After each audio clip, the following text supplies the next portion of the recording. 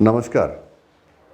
महाराष्ट्रामध्ये मराठा बांधवांची आंदोलनं सुरू आहेत. खरं तर बऱ्याच वर्षापासूनची मराठा बांधवांची आरक्षणाची मागणी आहे आणि ती मागणी त्यांची स्वाभाविक आहे.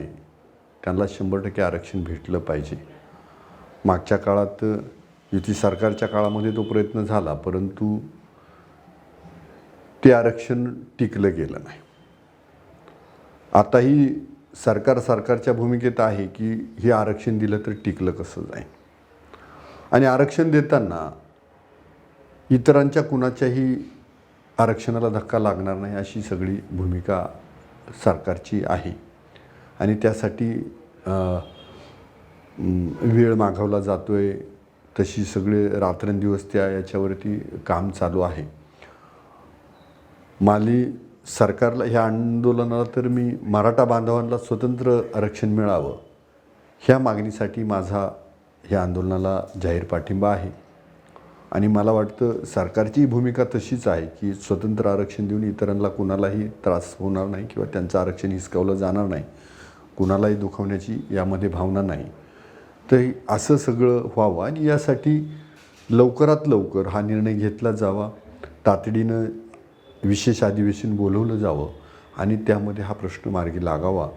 तसं मी राज्यपाल, मुख्यमंत्री, उपमुख्यमंत्री यांना माझं मागणीपत्र दिलेलं आहे आणि आज मी आंदोलनाला जाहीर पाठिंबा देतो आहे.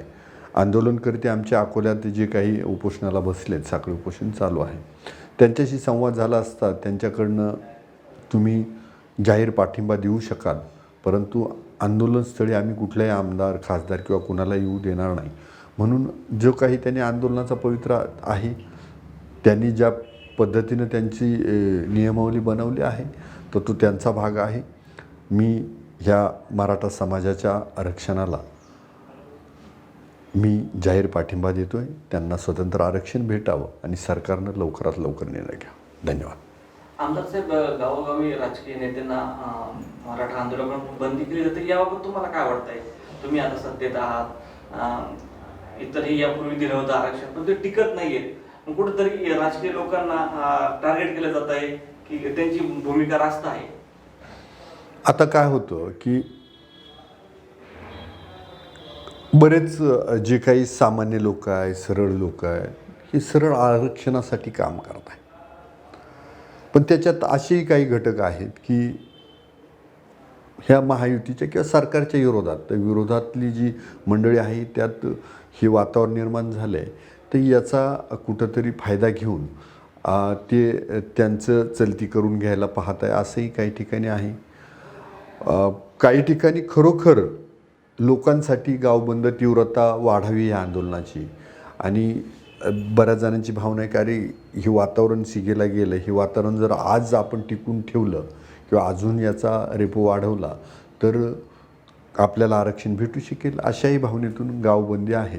आणि त्यामुळं साहजिक आहे लोकांची जी चीड आहे की आत्तापर्यंतच्या राज्यकर्त्यांनी आपल्याला आरक्षण दिलं नाही, मग याला येऊ द्यायचं, त्याला येऊ नाही द्यायचं, याच्यापेक्षा सगळ्यांना जी बंदी केली ती तेथील स्थानिक राजकीय नेत्यांचा जो निर्णय आहे तो त्यांच्या दृष्टीने. अकोला तालुक्यात तुम्हाला कुठं असा अनुभव आलाय का राजकीय नेत्याने बंदी घेतली, तुम्ही गावात गेले, तुम्हाला येऊन दिलं नाही? आत्तापर्यंत तर तसं झालं नाही. उलट मला काही गावं जी आहेत, उदाहरणार्थ आमचं डोंगरगाव, तिथं काहीतरी 2 दुःखद घटना झाल्यात. तर त्यांनी मला सांगितलं की ठीक आहे आमच्या गावात गावबंदी आहे, पण साहेब तुम्ही ह्या घटनांना भेटायला या. कारण मी जे काही जनतेशी राजकारणापलीकडं नातं तयार केलं आहे, लोकांना माझ्यात कधी राजकारणी दिसलाच नाही, माझ्यात कधी पुढारी दिसलाच नाही आणि त्यामुळं मला तर आत्तापर्यंत तसा प्रश्न आला नाही. आणि जर मी तिथं जाताना जर मला कुणी अडवलं तरी मी त्यांचे काय म्हणणं असेल ते ऐकून घेईन. मला त्यांचा जो गावानं घेतलेला निर्णय मान्य आहे, परंतु ह्या सगळ्या गोष्टीचा फायदा जर राजकारणात घेण्यापेक्षा जर आरक्षणाला याचा फायदा भेटणार असेल तर माझं काहीच म्हणणं नाही. साहेब, मराठा योद्धा मनोज जरांगे पाटील पाणीही पित नाही, त्यांची प्रकृती खालावत चालली आहे. अनेक सोशल मीडियावर त्यांचे व्हिडिओ व्हायरल होत आहेत. अनेक महिला भगिनी त्यांना म्हणतात पाणी पे, पण ते ठाम आहेत. त्यांची प्रकृती अत्यवस्थ वाटते, त्यांना काय आवाहन कराल तुम्ही? मनोज जरांगे पाटील जे मराठा समाजासाठी लढत आहे. खरं तर ईश्वर त्यासाठी त्यांना बळ देऊ, परंतु त्यांनी जो पाण्याचा त्याग केला आहे तो करायला नाही पाहिजे. कारण एक डॉक्टर म्हणून मी सांगू शकतो की ती घातक आहे, किडन्या फेल होणं किंवा बाकीच्या डिहायड्रेशन होणं. त्यामुळं त्यांनी पाणी घेतलं पाहिजे. ते शिवरायांचे मावळे आहेत असं ते म्हणत आहे. तर मला वाटतं अशा पद्धतीनं हे करणं मला बरं वाटत नाही. तर त्यांनी पाणी नक्की घेतलं पाहिजे. आणि मला वाटतं खुद्द छत्रपतींचे वंशज संभाजीराजे यांनी पण त्यांना तशी विनंती केली आणि त्यांनी तसं करावं. पाणी तरी त्यागू नये एवढी ह्या निमित्तानं विनंती. आणि दुसरी एक बाब की ते मराठा आरक्षणासाठी लढत आहेत, त्यांनी मराठा आरक्षणासाठीच लढावं.